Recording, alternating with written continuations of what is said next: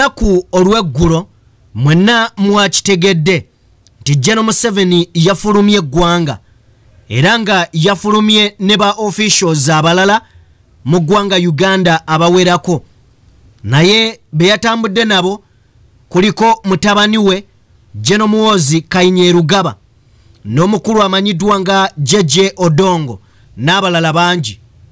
Ekibuuzo kyaffe kigenda kubeera wano, dwaki mwami Museveni atambula ne Muhoozi, dwaki yagenze naye? Njagala oboolyawo ffenna tubeeko kye tutegeera. Dwaki mwami Museveni yagenze ne Muhoozi? Mu ngeri emu eggwanga Uganda mwe muli abavubuka oba mwe muli abantu nga bagezi naye nga babasasula bafuuka abasiru, mwe muli abantu nga balina diguri ku mutwe naye nga beewunzise nga binyira, nga batadde diguri zaabwe ku mitwe era nga baasoma naye nga beewunzise nga binyira. Njagala oboolyawo oyinza okwebuuza Sajjime lwaki atandise bw'ati, naye ntandise bwe ntyo n'ensonga. Njagala oboolyawo nsooke nkubuuzeeko, osiibyeyo otya? Kansuubire nti nno osiibye bulungi. Obulamu bukutambulidde butya olunaku olwaleero? Gwe buyisizza obubi ngenda kukusaba toggwamu maanyi, ate gwe lulamukidde weebaze Mukama Katonda. Njagala kujjukiza nti abatuteekamu ssente ye Aji Abudu Ngabo, oyo mulombi wa dduwa. Munoonyeko ku nnamba y'essimu eyo gy'olaba mukwano gwange. Mu ngeri emu tutambula ne Alihila Holdings Uganda Limited, bano nga baakafulu mu kuzimba amayumba. Tutambula ne Kauka Derrick Investments, bo baakuguka mukolo obuyinja obudesigninga ennyumba. Njagala oboolyawo nsookeko wano katono nnyo tubeeko bye tutegeera. Ampuliriza, leero mbadde mpita ayita ku Facebook nengwa ku posti ya Tiamare, ono azannyanga Tamale mirundi. Posti eno enkutteko nnyo neŋŋamba bambi omulembe guno nga mubi, gukutta abantu abandi badde bategeera abaasoma ne gubafuula ababuyabuya, ne gubafuula abasiru, ne gubajjako okumanya ne gubalekera obutategeerera ddala. Posti eno njagala tugitunulemu ffenna. Omukulu ono awandiise n'agamba nti bw'aba Bobi Wine ayagaliza Buganda, dwaki yawasa Omunyarwanda? Njagala kutegeeza nti Bobi Wine ali mu ggwanga lya America, ajooga ne Tiamale tamumanyi. Era nga njagala kujjukiza nti mu ssaawa nga 24 28 ebifaananyi bya Bobi Wine bye bisinzo trending around the social media. Na Uganda bannange basebo ne bannyabuuka mbanjulire. Ba Alihila Holdings Uganda Limited, bano bakafulu mu kuzimba mayumba agali ku mulembe, plumbing, electrical installation and general construction, biodigester septic tank and many more. Todda mu kukaaba nga ba Alihila Holdings Uganda Limited webali okukuyamba. Gwabeetaaze n'ayagala okumanya ebisingakaawo kuba ku nnamba z'essimu eziri awo. Onaabafere oyagala kuteera mazzi mu nnyumba yo oba masannyalaze, kuba ku nnamba z'essimu eziri awo oba otusange ku ofiisi zaffe ezisangibwa ku Grand Imperial Hotel. Jjukira yeffe ba Alihila Holdings Uganda Limited, have it all. Naye mu kutrendinga kuno ono ye akutte ekyo ekifaananyi ekimu n'akiteekako n'agamba bw'aba Bobi Wine ayagala Buganda, ayagaliza Buganda, dwaki yawasa Munyarwanda? N'owulira omuntu nga reasoning capacity ye eri mu negative 0, sina mu 0 wabula mu negative 0. Omuvubuka yasoma ayina degree ku mutwe, olowooza nti amanyi nenga tategeera. Ayinza okuba byonna abirina naye olw'akasimbi yakkiriza afuuka omusiru. Eyo regime, eyo government aweetwagala okulaba ng'omugezi ofuuka omusiru, okulaba nga bakujjako okumanya ko n'okutegeerakwo ofuukire eddala ekiwottonono ekitategeera.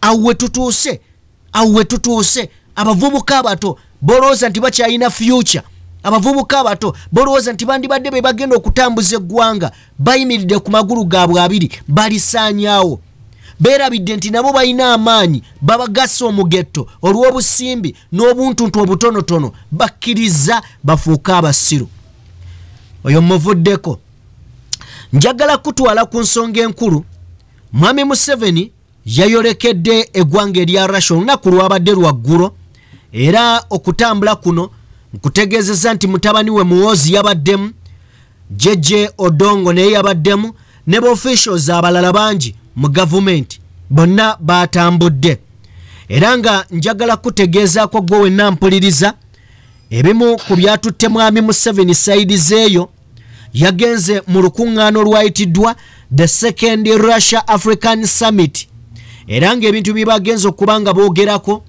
byebyo ebyokwerinda enkolagana ey'amawanga gombiriri era nga tewagenzeyo Mwami Museveni yekka oba Uganda yokka abantu bangi abakulembeze okuva mu mawanga ga Africa batinye ne bagenda babeewo era nga abafirika bano bakuliddwamu president w'Abafirika nga ye president wa Comoros era president ono yakulira African Union oba omukago gw'amawanga amawanga ageetabira mu mukago gwa Africa.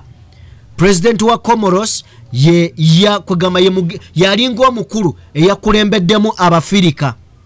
Mwami Museveni yagenze neera njagala kukujjukiza nti Mwami Museveni yalina okubeera mu ggwanga erya Ukraine, yalina okubeerayo naye yategeeza mu kiseera ekyo nti yali alwadde ekirwadde kya COVID. Yategeeza nti yali alwadde ekirwadde kya COVID n'amisinga entuula n'abakulembeze abagenda mu Ukraine. Wabula nga bagenda e Russia, Mwami Museveni yagenze era yakutte omugugu gwe n'agwetikka ku mugongo nga bw'alina omwana Muhoozi n'amwetikka naye amutwale. Okutwala Muhoozi kitegeeza ki? Kino kinajjukirwa era njagala kubajjukiza abangoberera nti Muhoozi azze akola tweets ez'enjawulo ku Twitter. Tweets z'abadde akola nga ziraga butereevu nti awagira ekikolwa Russia kye yakola okulumba eggwanga erya Ukraine newankubadde ensi yonna ebadde ekivumaganya abadde nga yakiwagira lunye nti Russia kye yakola kituufu 100 okulumba eggwanga erya Ukraine. Naye nga basinkana taata we Mwami Museveni nga yategeeza nti bo bali Newto tebalina kye basobola kwogera ku lutalo luno era ng'agamba nti oba oliawo ebyo byabwe. Naye nga Muhoozi akulaga direct awagira omukulu amanyiddwa nga Putin ow'eggwanga erya Russia era abadde aliwagira. Twalabako ne tweet gye yakola nga yeebaza Russia okulumba eggwanga erya Ukraine n'agamba kyekola kituufu nnyo. Era gye buvuddekaawo yasinkanako n'ambasada wa Russia mu ggwanga erya Uganda omwami amanya g'Abarussia gano omwami amanyiddwa nga Vladimir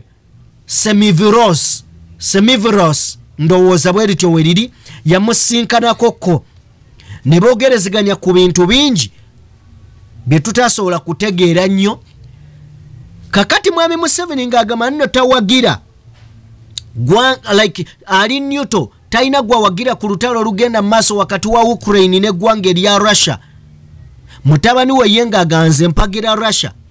Tujjukira n'Oweekitiibwa Robert Kyagulanyi Ssentamu naye kennyini yajja n'agamba ffe tuyimirira amabega waabo abanyigirizibwa era yalaga sayidi ye n'agamba nti ye awagira ggwanga lya Ukraine era yakyalayokko ne bamulambuza nako ku bizimbe ebyakubwa n'ebintu ebyayonoonebwa mu ggwanga erya Ukraine. Muhoozi ndowooza yafuuka opposition wa Kyagulanyi. Kyagulanyi bw'akwata lino ekkubo ono akwata lino.